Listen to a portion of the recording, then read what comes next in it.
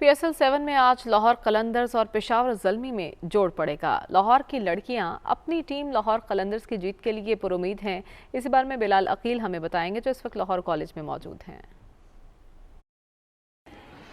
जी बिल्कुल, Pakistan super league का 7वां addition जो है वो कराची में इस वक्त जारी है और सनसनीखेज मुकाबले जो हैं वो अभी तक जारी और सारी हैं। मुल्तान की पोजीशन देखी जाए तो वो 4 मैचेस जीतकर नंबर 1 पे, लेकिन आज का जो 9वां मैच है वो पेशावर ज़ल्मी और लाहौर कलंदर्स की टीम के दरमियान होगा।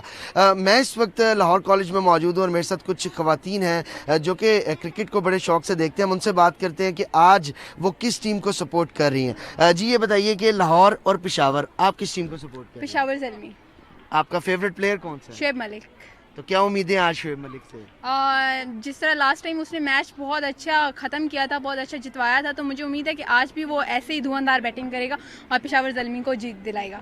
जी पेशावर ज़ल्मी को जीत दिलाएगा। आप बताइए, आप किस टीम को सपोर्ट मैं कर रहे लाहौर हैं? कलंदर्स को।